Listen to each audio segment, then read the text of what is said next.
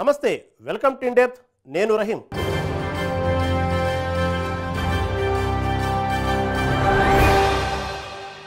తరతరాలుగా మనకు అంది వచ్చేదే వారసత్వం. ప్రకృతి అందాలకు నెలవైన కొండలు, కోనలు, పురాతన స్థలాలు, చారిత్రక కట్టడాలు, అపురూప కళాఖండాలే మన వారసత్వ చిహ్నాలు. జాతి అస్తిత్వ చిహ్నాలను కాపాడుకునే బాధ్యత మనందరిపై ఉంది. ఏ జాతి తన మూలాలను, అస్తిత్వ చిహ్నాలను కాపాడుకుంటుందో అది మాత్రమే కాలగమనంలో మనగలుగుతుంది. ఈ అంశాలపై ఇవాల్టి ఇన్ డెప్త్.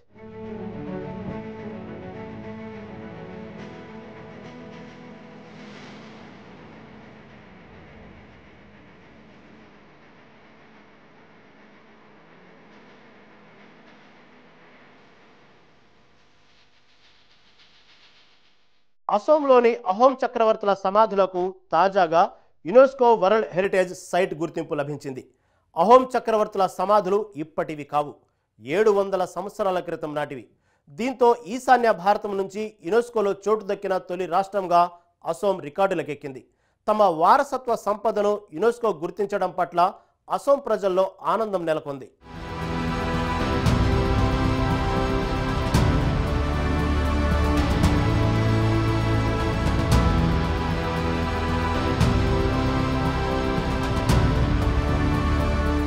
వారసత్వ కట్టడాల పరిరక్షణ ధ్యేయంగా పనిచేస్తున్న యునెస్కో ప్రపంచ వారసత్వ కమిటీ 46వ సెషన్ ఇటీవల ఢిల్లీలోని భారత మండపంలో ప్రారంభమైంది.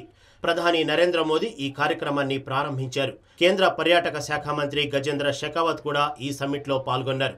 ఈ సమ్మిట్ కు 150కి పైగా దేశాల నుంచి 2000 మందికి పైగా ప్రతినిధులు హాజరయ్యారు.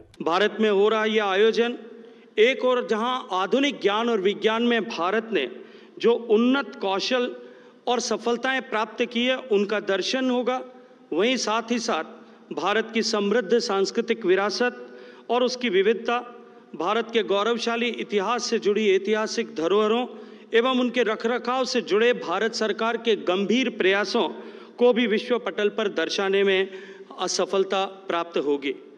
भारत अपनी टेंजिबल, इंटेंजिबल, कल्चरल, नेचुरल विविधताओं के चलते हुए विश्व भर में एक विशिष्ट स्थान रखता है.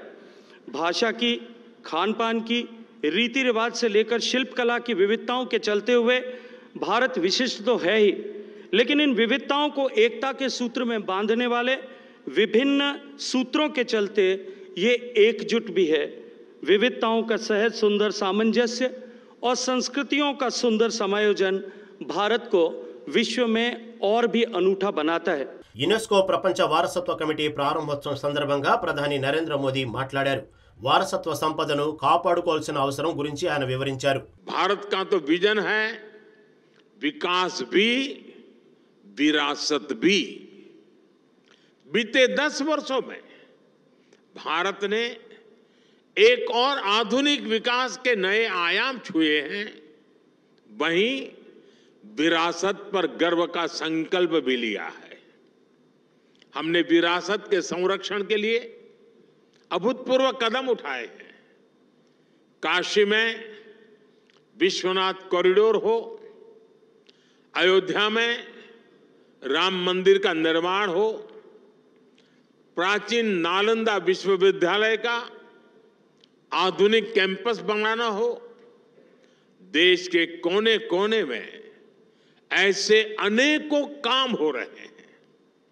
विरासत को लेकर भारत के इस संकल्प में पूरी मानवता की सेवा का भाव जुड़ा है.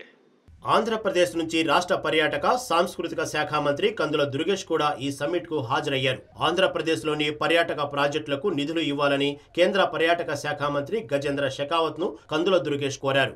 ఆంధ్రప్రదేశ్లో పర్యాటక అభివృద్ధికి సహకారం అందించాలని ఈ సందర్భంగా కేంద్ర ప్రభుత్వాన్ని కందుల దుర్గేష్ కోరారు.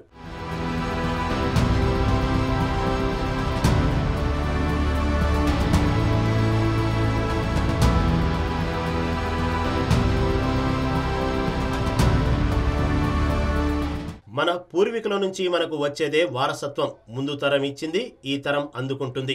ఈ వారసత్వాన్ని మనం కాపాడుకోవాలి. రేపటి తరానికి ఈ వారసత్వాన్ని అందించాలి. ఇది మన బాధ్యత.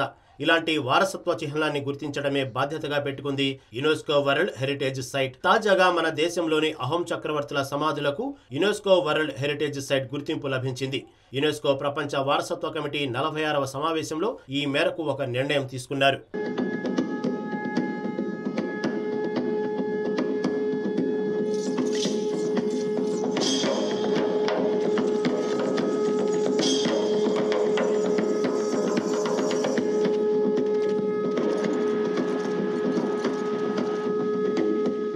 అహోం చక్రవర్తుల సమాధులంటే నిన్న మొన్నటివి కాదు. 700కు పైగా చరిత్ర ఉంది ఈ సమాధులకు. ఇవి అసోంలోని అహోం రాజవంశానికి చెందిన పురాతన కాలం నాటి మట్టి దిబ్బలు. ఈ సమాధులను మొయిదం అంటారు అసోం ప్రజలు. ఎంతో ఘనమైన వారసత్వ సంపదకు ఇన్నేళ్లుగా అహోం చక్రవర్తుల సమాధులు చిరునామాగా ఉన్నాయి. తాజాగా ఈ సమాధులకు కల్చరల్ ప్రాపర్టీ కేటగిరీలో ప్రపంచ వారసత్వ ప్రదేశ హోదా ఇస్తున్నట్లు యునెస్కో ప్రకటించింది.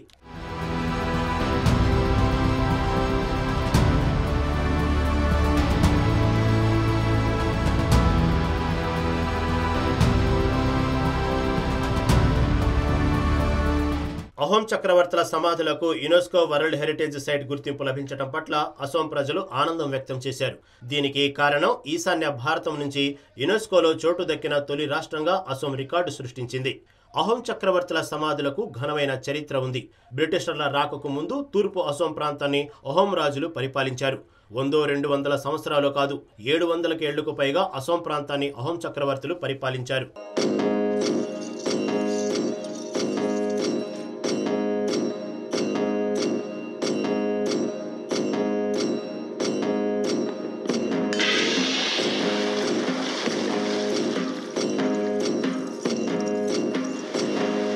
అయితే అహోం చక్రవర్తులు చనిపోయిన తర్వాత వారి సమాధులను కాపాడాలని వారి వారసులు నిర్ణయించుకున్నారు.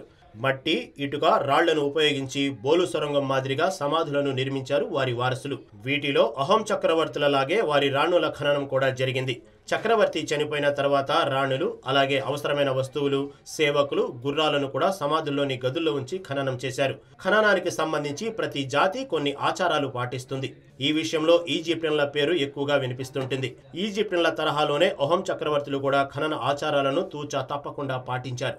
అందుకే అహోం చక్రవర్తుల సమాధులకు పిరమిడ్స్ ఆఫ్ అసోం పేరుతో కూడా పిలుస్తుంటారు. వరల్డ్ হেৰিটেজ সাইটত আমাৰ চৰাইদেউ নামটো হেৰি হৈছে, নমিনেশ্যন হৈছে, গতিকে ভাল লাগিছে, খুব যথেষ্ট ভাল লাগিছে। হয়, আহোমসকলৰ বিষয়ে ক'বলৈ গ'লে আচলতে খুব দীঘলীয়া এটা পৰিক্ৰমা হ'ব, খুব নিশ্চয় দীঘলীয়া সময় লাগিব। আচলতে থুলমূলকৈ ক'বলৈ হ'লে খুব সমৃদ্ধিশালী, খুব ঐশ্বৰ্যশালী আছিলে আৰু আমি তাক লৈ খুব গৌৰৱ অনুভৱ কৰোঁ। మొత్తం మీద అహోం చక్రవర్తుల సమాధులకు యునెస్కో గుర్తింపు లభించడం పట్ల భారత్లో ఆనందం వెల్లివిరిసింది. మరీ ముఖ్యంగా ఈశాన్య భారత ప్రజలు ఎక్కువగా ఆనందపడ్డారు. ఇప్పటి వరకు ఈశాన్య ప్రాంతం నుంచి ఎటువంటి కట్టడానికి యునెస్కో గుర్తింపు లభించలేదు. యునెస్కో గుర్తింపు పొందిన తొలి వారసత్వ సంపదగా అహోం చక్రవర్తుల సమాధులు రికార్డు సృష్టించాయి.